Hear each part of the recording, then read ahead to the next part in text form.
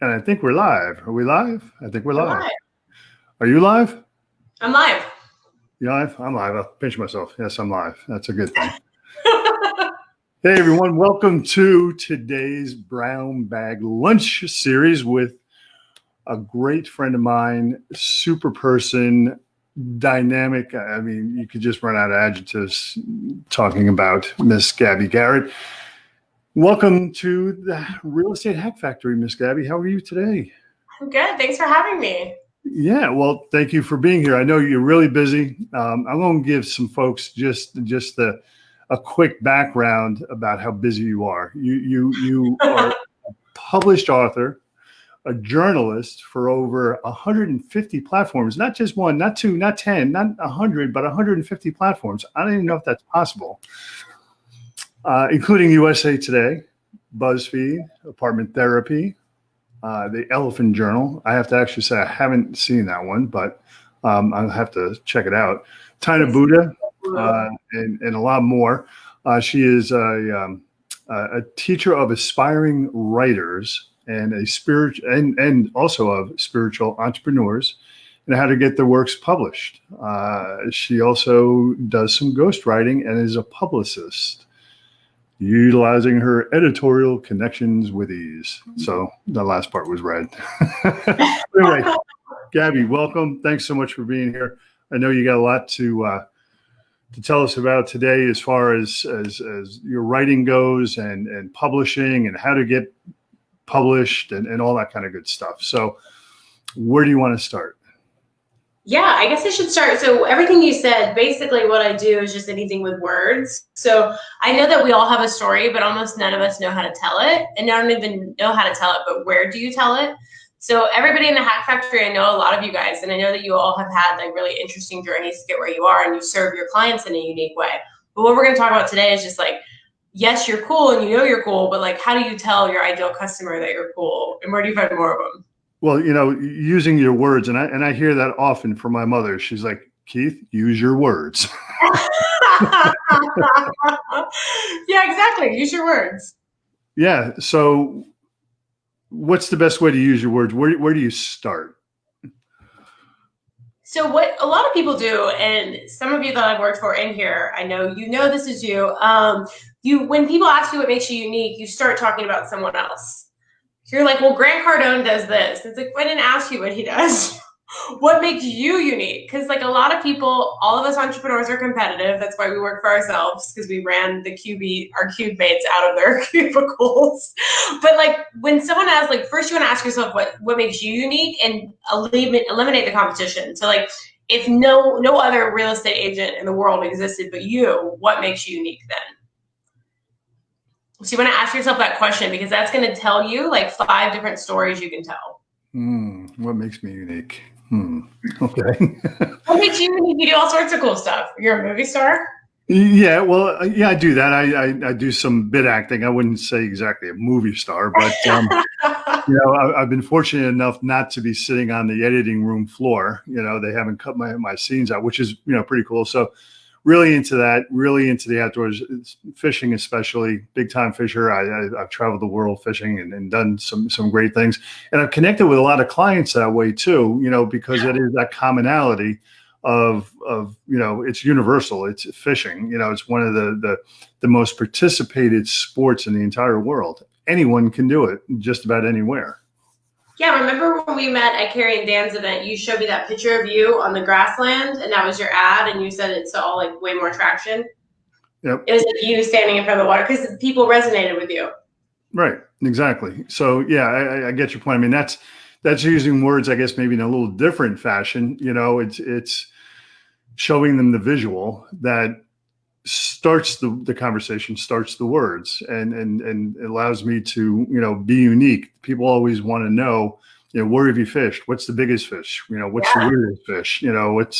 What's the tastiest fish? And stuff like that. So I totally get how using those words and making yourself unique.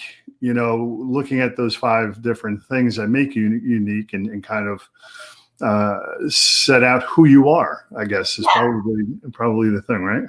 Right. So we're in the real estate hack factory, so I'll stick to real estate. Even most of my clients aren't in real estate anymore, but at one time they were all in real estate. So I know a lot about how to market real estate. So, Yep.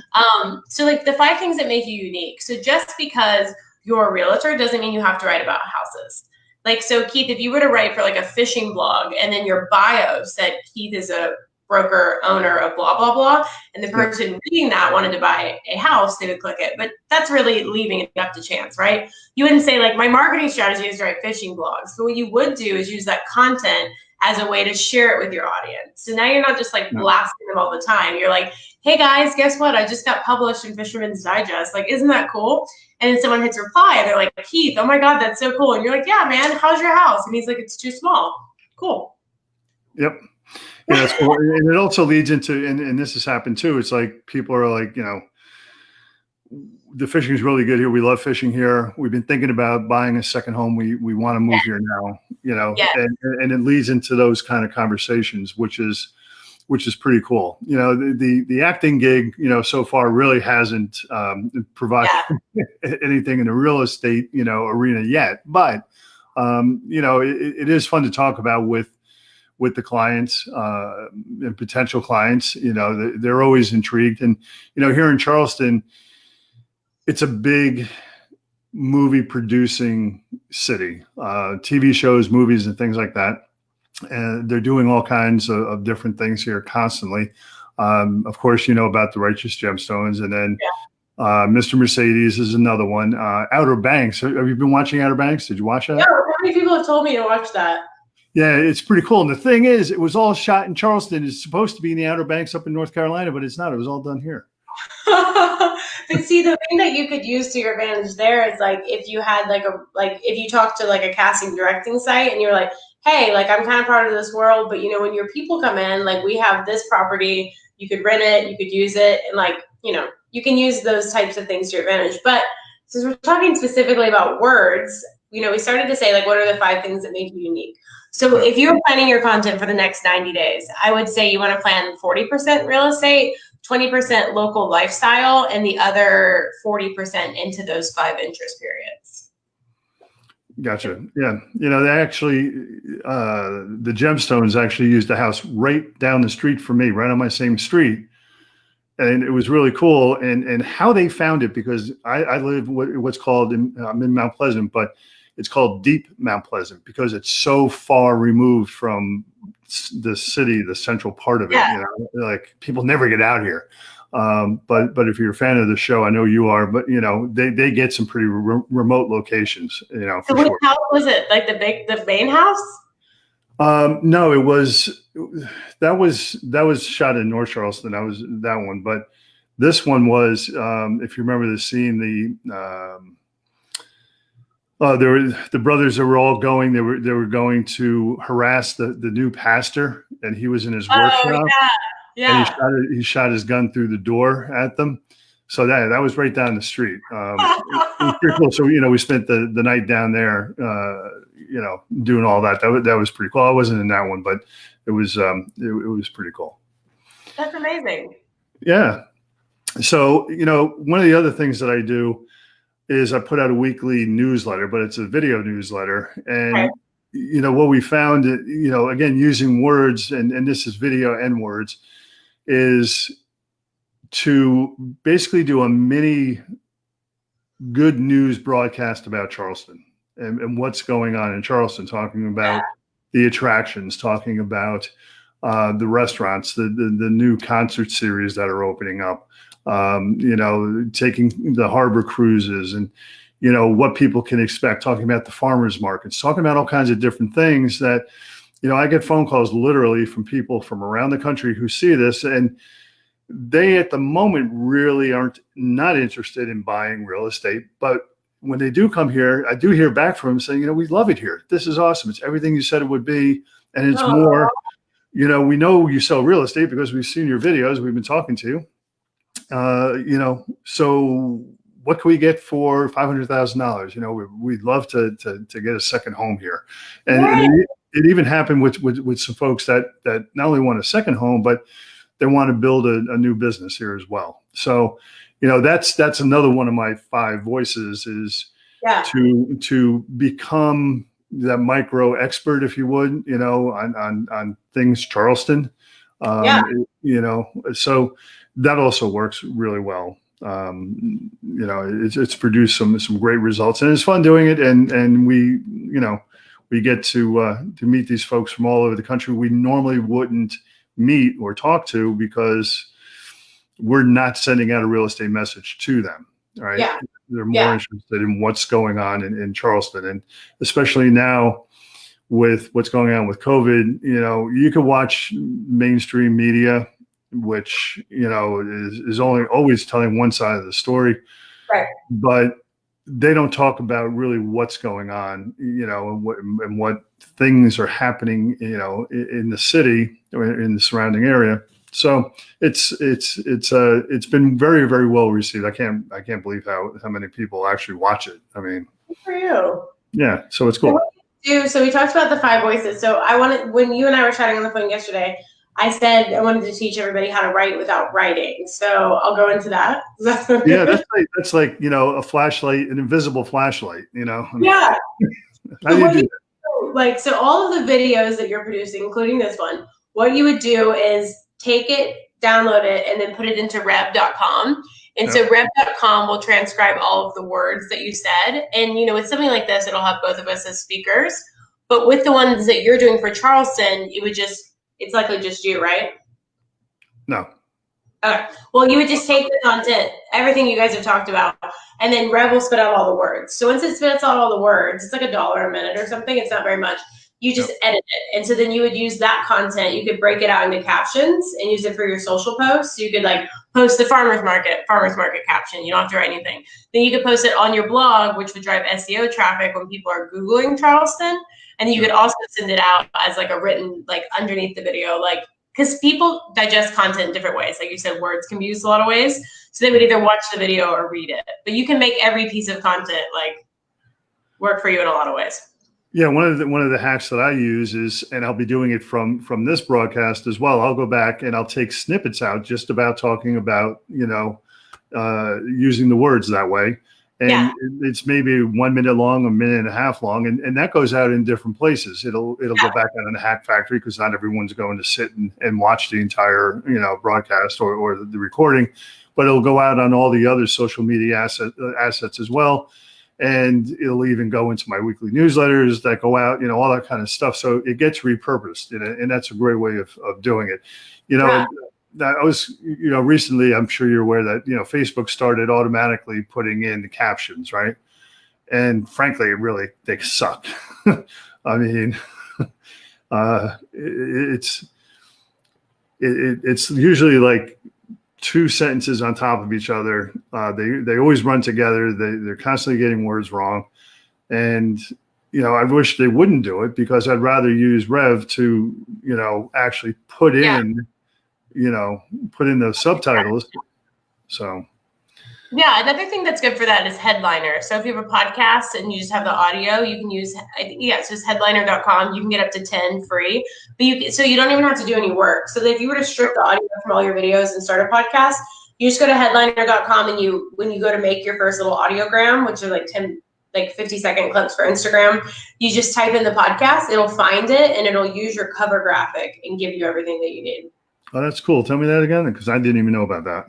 Yeah, Headliner. It's a hack. We're in the Hack Factory. So Headliner, 10 free audiograms. So you can just search a podcast. So one of my clients has 3 podcasts. So every week we're just searching the latest episode, and you want to listen because you want to pull the best clip. But that'll drive traffic to your podcasts, which will increase viewership, which will allow you to have more ad revenue. Yeah, and it sounds pretty inexpensive too, which is free in the budget. Yeah, well, and that's the thing about us real estate agents. We have ADD. We're like squirrels. We see something shiny, something new, we run over it, and we spend $300,000, $500,000, whatever it is, on it, and then we can't figure out how to use it, and it just sits there. Oh my gosh. I don't really miss working with all of you. No, I'm just kidding. But it's like every day it's like, oh my God, we need this in 5 seconds. Well, I mean, look, the marketers out there, they know how to tap into our psyches, because every agent out there, wants to set it and forget it. They want to wake up in the morning and have 15 new sellers there that all they have to do is show up and have them sign a contract. And if you use this technology, if you use this system or this tool, you can set it and forget it. You're going to be a millionaire overnight. You're going to be making money while you sleep. And so, that works on real estate agents because, our days get so hectic. Some of the days are you're out there with clients and you're actually working real estate. And when you're not doing that, then you have to be on the other side, doing all your advertising and publicity and everything else that goes along with it. Yeah. So it doesn't really stop. And if you can find a tool that'll help you, and that's really the purpose of the Hack Factory, is to help you leverage your time and grow your business simultaneously. So you don't have to go through all these different gyrations of trying to figure things out, because there are some really cool technologies out there that make our lives so much easier. A lot of them are free, or if not really cheap, and it works great.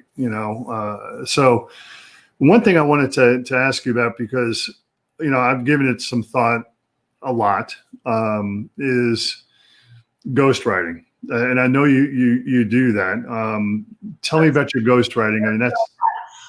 So I was gifted with the innate ability to be able to write in anybody's voice. I'm a little bit like a witch. So if I know you and I like you, it's even easier. But basically the way that I do it is I get to know the person and like their mannerisms and how they talk from just like an interview like this. And then I derive content, either someone pre-records like videos for me about what they want to write about, or I go back to their podcasts and videos and come up with topics. Basically, I follow that process. Like I'll listen to it, I'll transcribe it in Rev, and then I'll edit it into the person's voice. So you can ghostwrite books, you can ghostwrite articles, you can ghostwrite social, pretty much anything, and it sounds like you, which is really cool. That is cool. Have you done anybody famous ever? I worked with some big entrepreneurs. I don't know if I would call anybody famous, but the most famous person that I want to write the book of is the founder of Spanx, Sarah Blakely. I have a connection who's introduced me to her husband, so I'm close. But that's the big dream. That's pretty cool. Yeah. I thought about it. On different topics, not so much just real estate, but other topics as well. And you see this stuff out there, and for the folks that are watching this or going to watch it. You can have a book made for you. They quote unquote make it for you.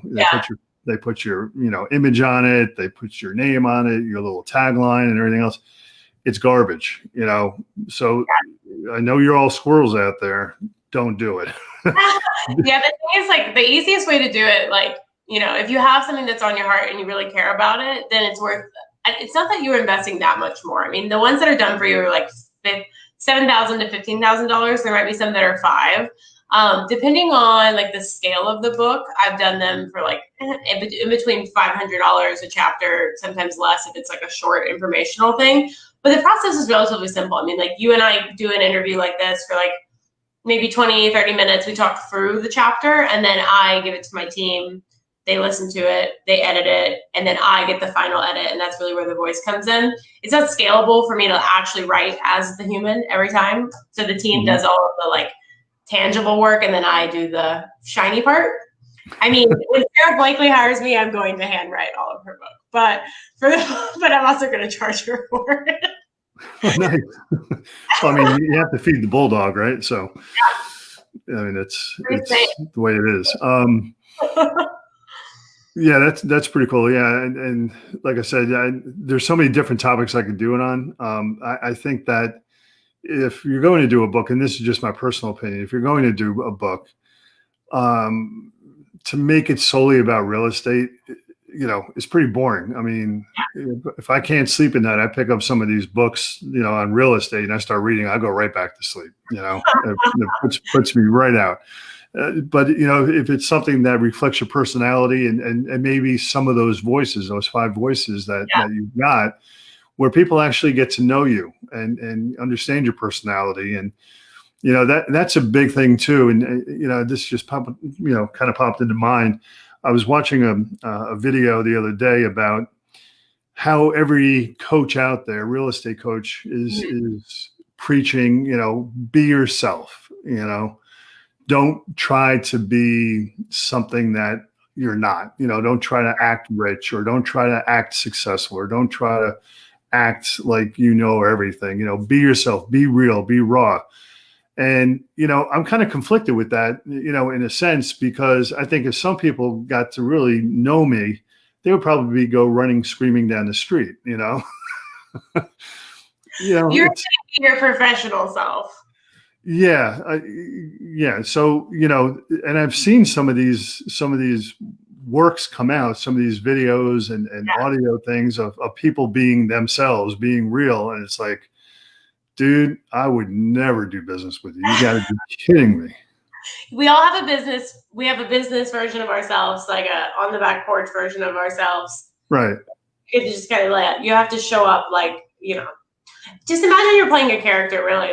I think when people say be yourself, what they mean is don't follow carbon copy advice from a different coach. There are lots of people who spend hours a day on Instagram. I'm just not one of them. I have been the bullet and shown up because most of the high level women entrepreneurs I work with find it discreditable when they looked at my Instagram in the past and I wasn't doing anything on it.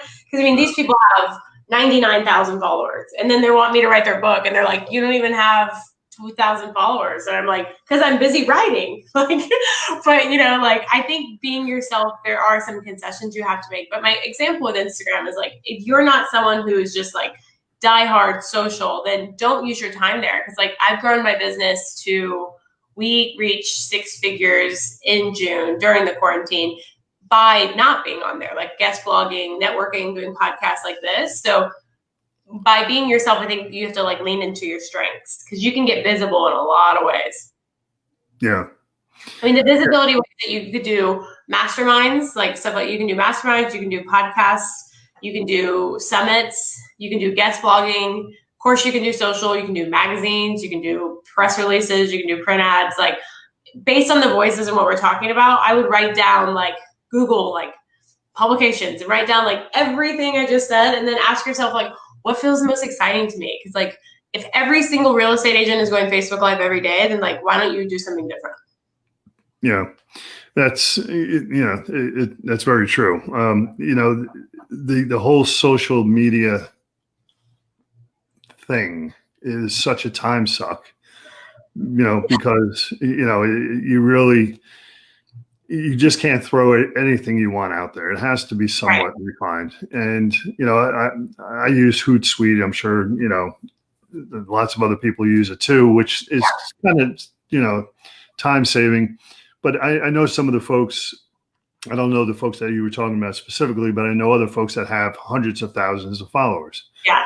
I'm friends with them, and I know all of this stuff. And it's you get 5 or 6, updates a day from them coming across your phone. They're always posting. I'm like, dude, I know we were out having a beer yesterday when this post came up. You did not do this. He was like, I know, that's how I got, 99,000 followers. I actually pay someone to do this for me because I don't have time to do it, So those are fortunate ones. I'm still the one that sits there and I do the poke and hope on the keyboard trying to. Yeah, I think you just have to lean into your strengths in that capacity. As much as I wish social media would go away because I don't really care for it, it's a valuable tool and it's free. So it's just knowing energetically what you can handle. Because I think a lot of people get really overwhelmed. So I'll get a little woo-woo yoga teacher for a moment. But imagine you're walking into a stadium, okay? And everybody has a billboard. And so you walk into the stadium and everyone's like, buy my house, my dog left, my husband got divorced, I ate a sandwich. That's what it's like when you walk into Facebook. But most of us are so droned out that we don't even realize that everybody's energy is freaking yelling at us. So whether you understand that or not, your message, first of all, energetically, you shouldn't just scroll for hours because you're just being yelled at by everyone in the stadium. But imagine your billboard. This is what my boyfriend said to do, and I thought it was so smart. Like, think about your billboard and ask yourself, like, if someone drove by, like, do they care? Like, I mean, like, is it helpful? Like, I mean, just putting up a billboard that's like, I'm a real estate agent, like, like, just think through it. But like, energetically wasting your time networking on Facebook isn't good for you. Like, you should dedicate like 2 times a day to answer messages and do whatever, block it on your calendar. But every time you get off a call, if you scroll Instagram, like, the longevity of that sustainability isn't there. Mm-hmm. So let me ask you this. Personal profiles versus business pages. What's your take on them? Should you be posting real estate stuff on your personal? I don't think those rules exist anymore. Like, I mean, honestly, like most of the spiritual entrepreneurs that I work with now use their personal Facebooks as business Facebooks. I kind of forgot I even had friends in general during the quarantine, but I forgot I had friends on Facebook because like I just thought it was an entrepreneurial tool. Like, you asked me if we wanted to stream on my business page, I'm like, I don't use it. I think you can do whatever you want. I think honestly, it's such a hodgepodge now that before it was like really taboo to speak about business on your personal page. It's like for grandmas and babies and life updates, but I think those rules are gone. Yeah, no, I agree. And I see lots of people that are kind of switching over as well. Yeah. It used to be that you would get a business page and you would not invite your friends and family and all the other people that were on your personal page, because back then, if you spent money on an ad, it goes to them and they're clicking on it and they're wasting your money. It's like, you already know what I'm doing. You don't have to, see what this thing is all about. But that's changed. So, you can have people on your business page now, but the business pages, I think, are a bit more restrictive actually than the personal ones, where, you can do more on it, and people actually, if your clients are following you personally, I feel that, they can make a recommendation if they have someone there. They say, hey, go check out his, profile on his personal page, and you can see stuff. You can see what he's doing and things like that. So, yeah, I think that whole thing is morphing over. And, frankly, I think you can tell who's actually following you on your business page, but I don't know anybody. I don't even I think I have like 200 likes maybe, but the only thing that's valuable about a Facebook page is it allows you to run ads on your Instagram page. So you do want to have to connect to your business page on Instagram, but no, I never got into it. I mean, I'll say that the most unique, valuable social media tool right now is probably Instagram, but I think also YouTube, using YouTube and the new hashtags and having someone like really personalize your profile. If you guys just go to YouTube and search Gabi Garrett, mine's all branded. I just paid someone $500 and they did the cover with my logo. They did covers for all of my videos, and then they went in the back end and the front end, and they like did the tags for searching, and then they did the new hashtags, and they rewrote all the descriptions. So, I mean, that's a great way to value, like showcase you, especially if you're a speaker. Yeah, I agree, and I think YouTube is probably the way things are going to go. Because of what happened, with COVID and all that. We pretty much as an industry were already digital. The only thing that some of us were already on video. I've been doing it, for years now, but it pushed many more people into doing videos, many more agents into doing videos. And using YouTube, and YouTube, it's a strange beast. It's a little complicated to figure out. It's not as easy as, throwing up a video and just hoping and praying that it works. That's why I just paid someone to do it for me. Like, I'll just make the content. But like, another thing real estate agents do, the ones that I worked with anyway, entrepreneurs in general, they'll just like pick something and like be like, we have to have the best YouTube channel by 5 o'clock. It's like, why? Like, I mean, if I could go back to all the crazy messages I got when I first you have 6 subscribers, really?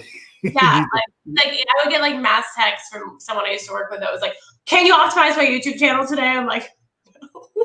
It's a competitive world. So I mean, the biggest advice I give anyone is just like put blinders on. Like, I don't have a effing clue who my competition is, and I don't care because like they're not me. Yeah. Well, that is one thing. I mean, there's all kinds of different tools that kind of, I guess, get laid over the top of YouTube, and then you can see your competitors, see what their hashtags are, see how many likes they're getting, see the keywords that they're using, and all this other stuff.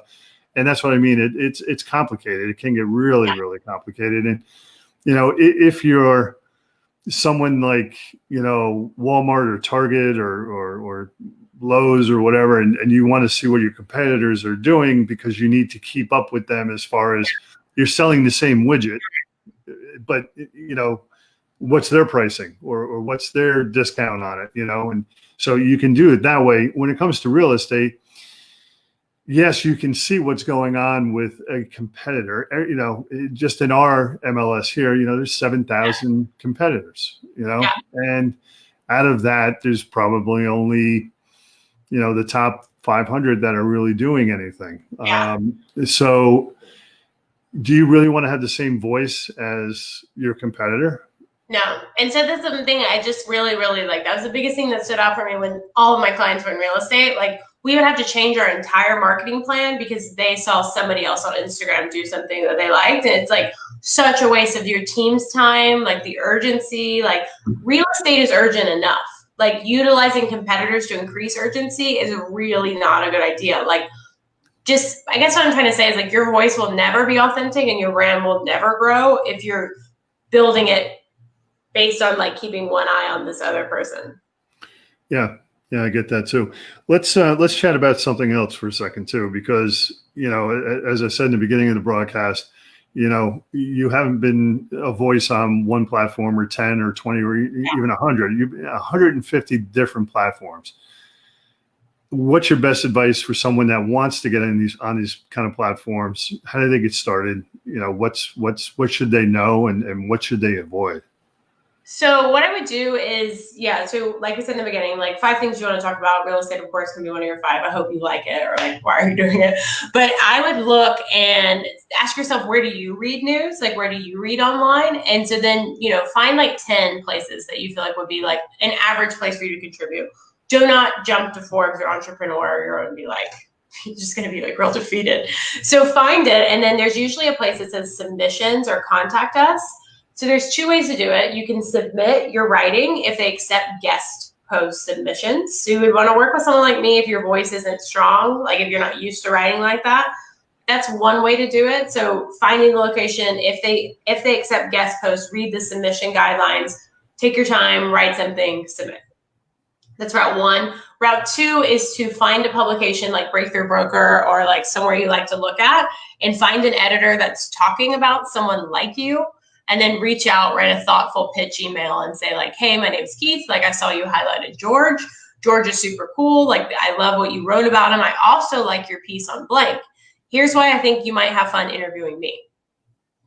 Cool. Very cool. Yeah. And I know one of the things that we talked about in the Hack Factory before is the folks over at Harrow that help out a reporter. Yeah. I was really surprised. I get it 3 times a day, except for the weekends, which I'm glad they take a break. But, what I was really surprised was the actual lack of requests for real estate themed, input, stories or articles that they were doing. I know COVID had center stage and everyone was freaking out and still is, but it really wasn't as much as I thought, that these writers would want to put out there. During the COVID, I've had a couple of them pick up some of my pieces, and that's pretty cool. So, you get to go out in some of those publications. And, if you're looking to do that, definitely sign up at just Google help out a reporter. It comes up as Harrow. And, you can sign up, you can pick general, or you can pick whatever industry you want to be in. I would say pick the industry. Don't go general or don't go general and pick another industry, because you're going to get swamped.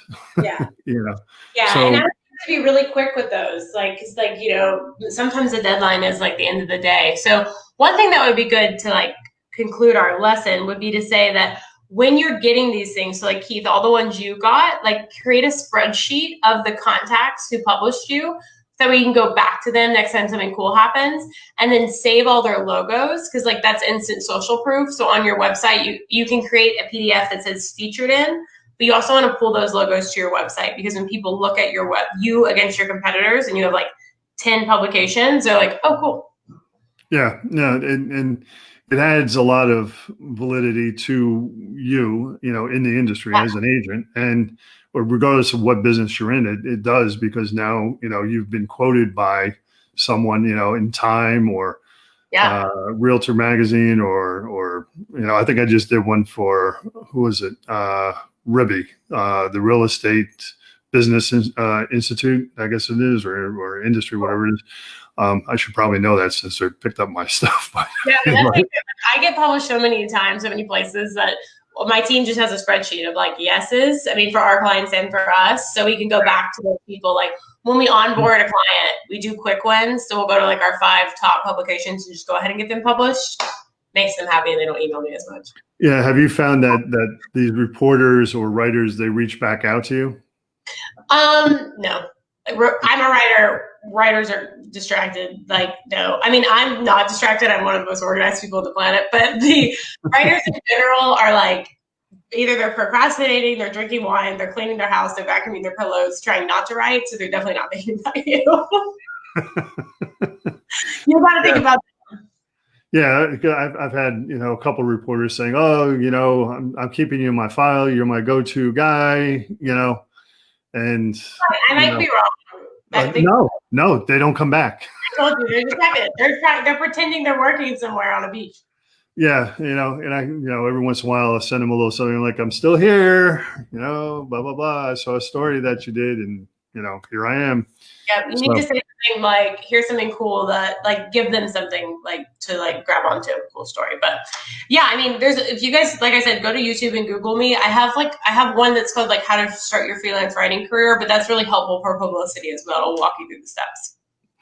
Yeah, there's what was this? Yeah, the publicist part of what you're doing, and getting all this out there.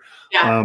Any other hacks or tips that if you had to start today from scratch, but you had this knowledge, what would be the first thing that you would do so that you got on the right track? I would block 2 hours 3 times a week and do podcast pitches, building the spreadsheet, summit and speaking pitches, building the spreadsheet, and writing pitches. So those are the 3 things we do at my company. So we ghostwrite and we write, but we also pitch to writers, pitch to summits, and pitch to podcasts, because it funnels the whole thing, right? We get a client on a podcast, we use the podcast to write their article. So I would block time, and you might not have 6 hours a week, but if you stop watching TV, I bet you do. You can find the time. So I would go after podcasts. I mean, it's super easy. All you have to do is go to iTunes, search real estate podcasts. You'll see one that you like, and then it'll populate 5 below it.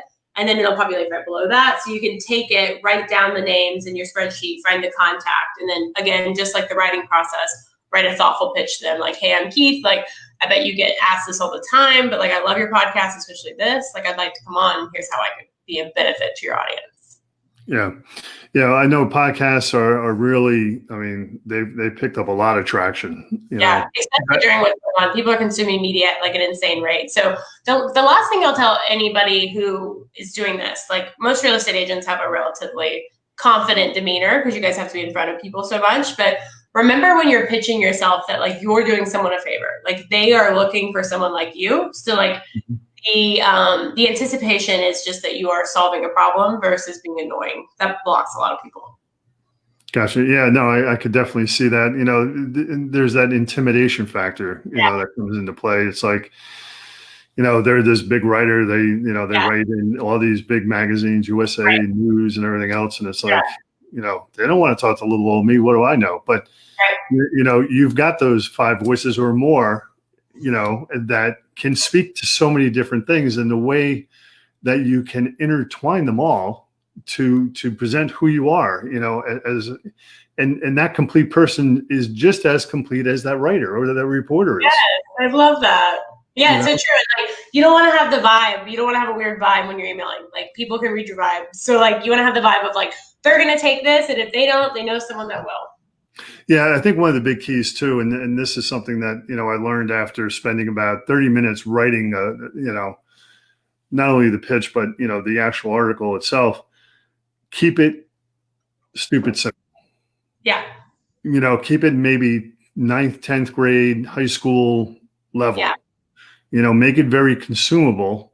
Don't use a lot of technical words or terminology from the industry, because if the writer doesn't know, and chances are most of these writers don't know, they're not going to publish it. They're going to say, well, I don't even know what that is. Yeah. It'll be really dramatic.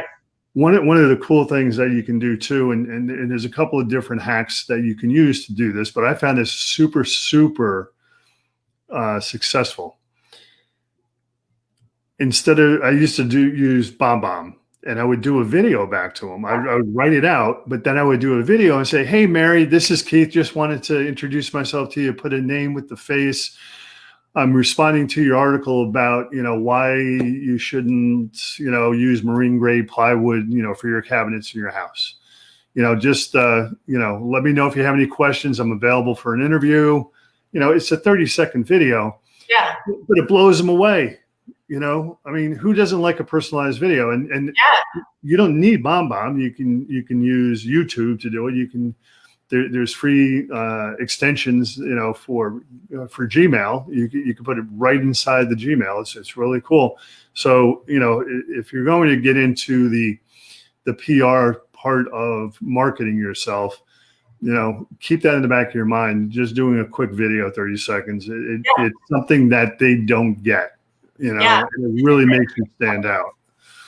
And if you're good at it, they may come back and want to do a live interview or do a broadcast like this that they're going to take and use, along with their story. So it's pretty cool. Good. Well, I'm kind of taught that at the moment. Okay, guys, we gave you lots of information. I would watch this again and take notes, but it's time for me to eat my lunch anyways. So that's perfect. Good. Well, this is the brown bag lunch series, so I hope you brought your brown bag with you. It's probably in your kitchen. But anyway, Gabi, why don't you share with everyone how they can get a hold of you if they want to talk to you any more in depth about what we discussed here today, or if they want to talk about maybe, using one of your services that you provide, hiring you to do that. How can they reach you? Yeah, head over to GabiGarrett.com. So it's spelled right here, but it's GabiGarrett.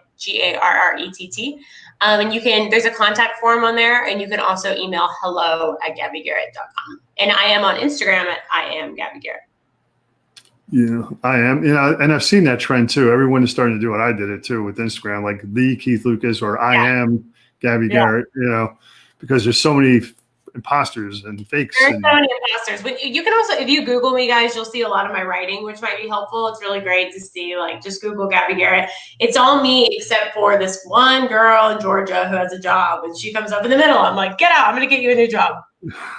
I'm like the first 2 pages except for her. But cool. Yes.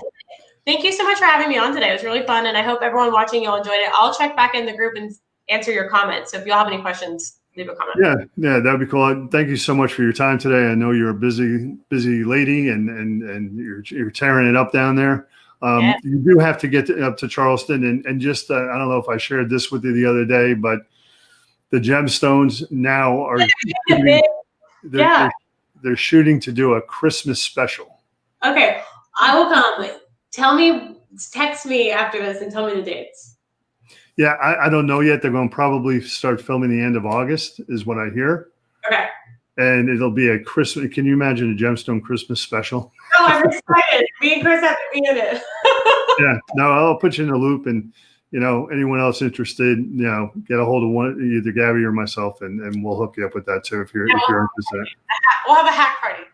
There you go.